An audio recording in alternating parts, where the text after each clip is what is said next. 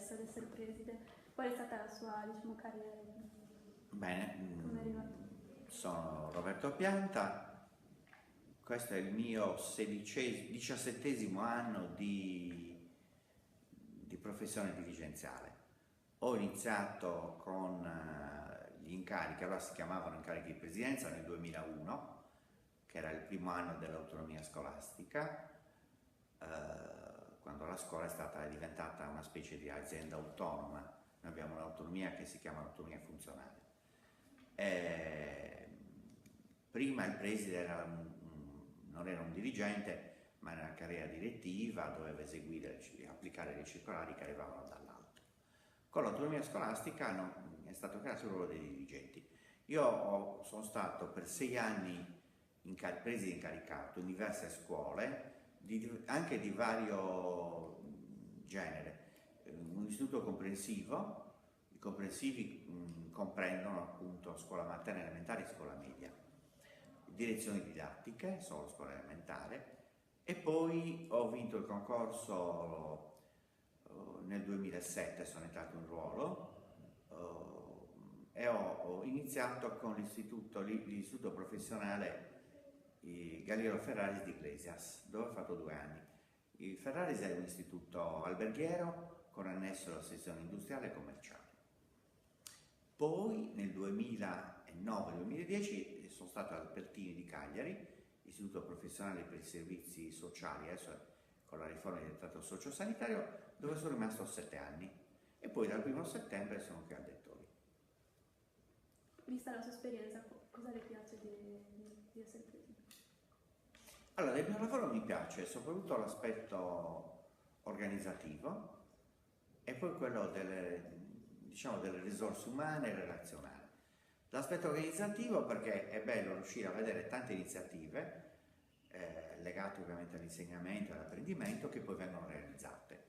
Il più delle volte a me dispiace di vedere, io collaboro a far funzionare le cose e poi magari non mi posso godere le cose belle che vengono fatte a scuola, un bel convegno, una bella rappresentazione, qualcosa, io so quello che c'è dietro, ma magari poi non riesco a vedermela serenamente e con calma, a gustarmela veramente.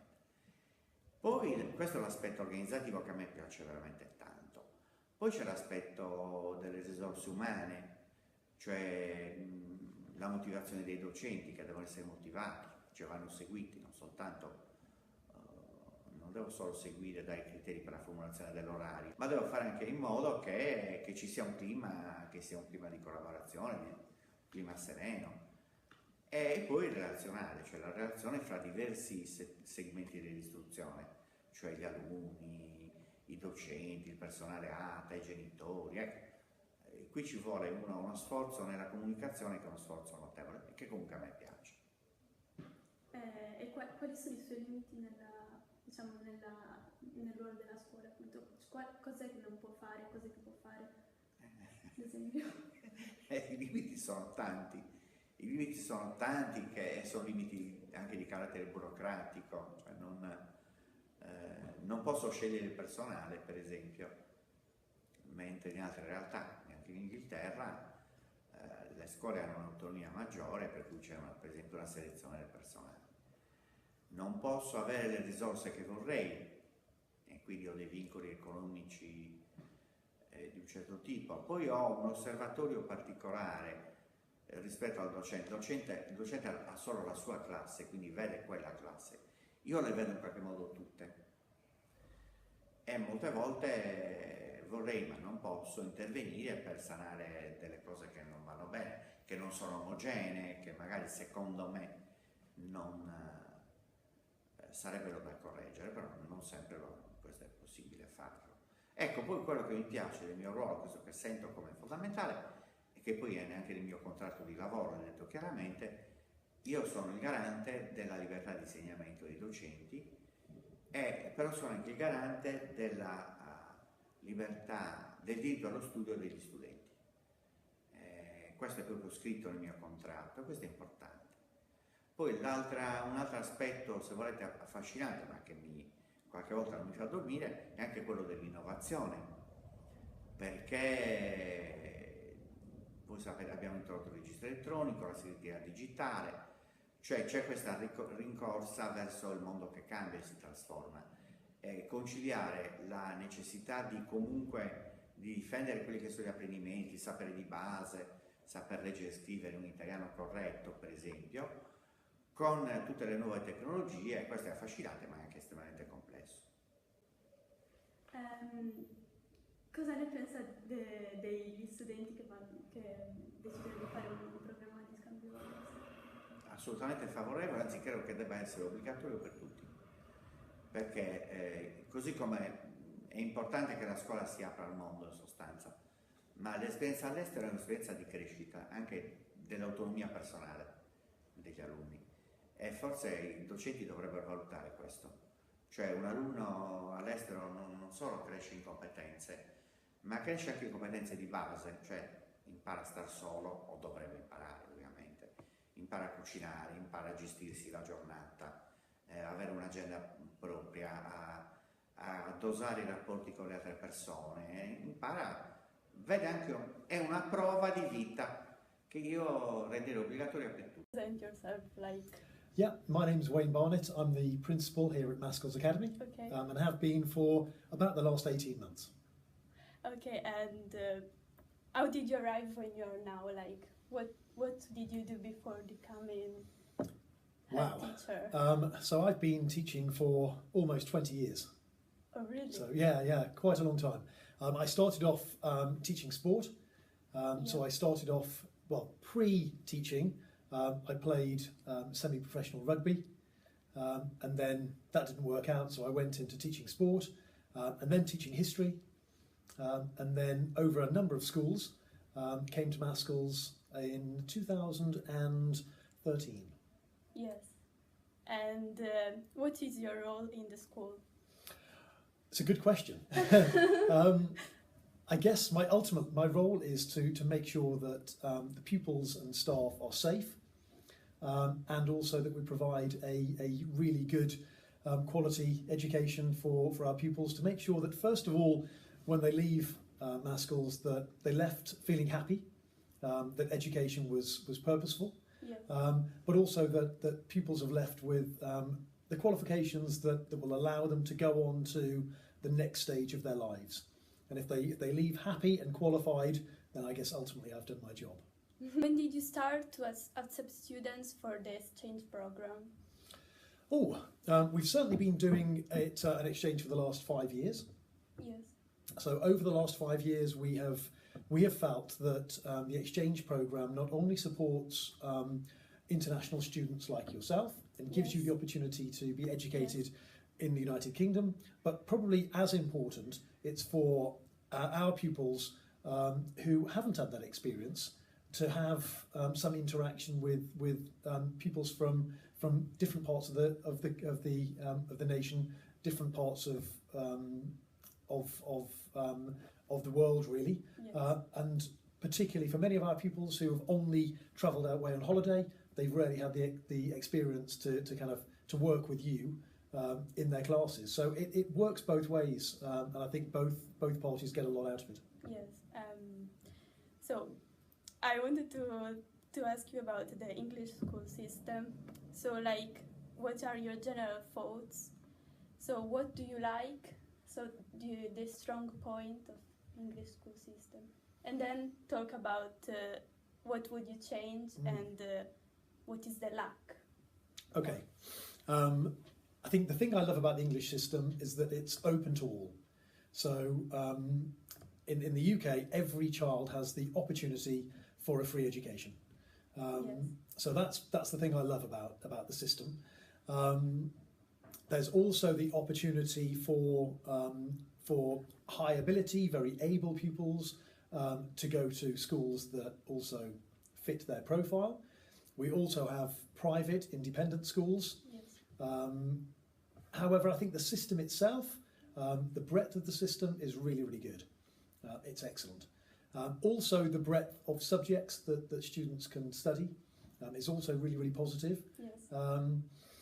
And I think ultimately it's a kind of, in many respects, the UK is a world leader with regard to the quality of its education. And I think many people from outside the UK look into the United Kingdom and actually are aware that the quality of education is very, very strong. However, saying that, there are many countries, particularly in Europe, that perform better, the United Kingdom, and we're always looking outwardly to look at different countries to see what they're doing differently that get better results for their pupils. For example?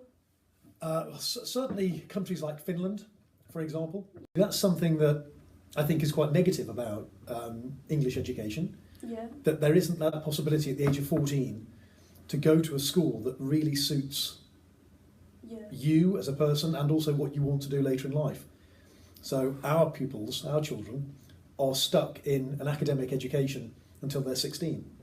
Yes. And really at the age of 14, many of them would benefit, I think, from taking a pathway that's more practical, or more scientific, or more academic. Yes. And so that option at the age of 14, I think, is a great idea, and something that we don't do here that I would welcome.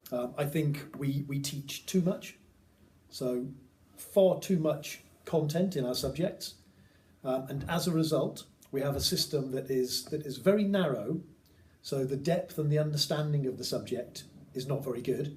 Yes. So our pupils know they know a very little of a lot. The way our pupils are assessed, I'm not a fan of. I like what you just described in Italy about having what we call formative teacher assessment regularly throughout the year. Yes. And then at the very end, the teacher makes a judgment on how well that pupil's doing, based on those formative assessments, those conversations that you have, and also the written tests and the written work that's in the books. So it's a really good assessment model. Yes.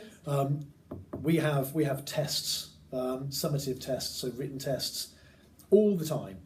And there's a famous saying in England that instead of developing the situation, we're almost constantly weighing the pig. So you have a pig and you keep feeding it, and every time you weigh the pig, you realise that the pig's got heavier. But actually, it doesn't necessarily improve the pig. Yes. We just know that pig's getting heavier. And so that's the same way with assessment in this country. I think we could have a much better system of assessment. I like the idea of assessment in the Italian system. We're not allowed to hold pupils back if they haven't passed. So what we end up with sometimes are pupils who their reading and writing isn't great. Yes. In primary school, but yet they'll go all the way through the system and they'll reach secondary school here and their reading and writing still isn't great. So it doesn't really benefit kind of forcing people through education if they haven't mastered the techniques that they should have mastered early on. Yes. So again, I'd welcome changing towards more of an Italian system of that. The way that our government expects schools to perform in a certain way, and also performs league tables, so that parents can look at league tables and say, well, this school is performing better than this school, who is performing better than this school, creates this competitive element that actually becomes extremely stressful for schools and also for the teachers within those schools. And I think teaching in the United Kingdom now is probably one of the most stressful jobs because the expectations placed upon teachers to perform doesn't necessarily always get the best out of them. Yes. So that's probably one of the key things that I'd like to change as well. I wanted to ask you if in your opinion, the money that the government gives to school system and educational system is enough. I'd be really interested to see how much schools in Italy get in terms of funding per pupil. In the United Kingdom, it's around about £4,000 per pupil per year. So for a school of this size, yes, our budget, our income is around about £7 million. But when you break it down, because I have almost 100 teachers, yes, and around about 70 support and additional staff, about 80% of that £7 million goes on staffing costs. Over £4 million, more like £4.5 million, goes on salaries, goes on wages. So it doesn't leave that much to for the education. So we have to be very, very, very careful. Every penny we get in, we have to spend it very wisely, very carefully. And the government are very good at making sure that how we spend our money equates to a good education and results for our pupils.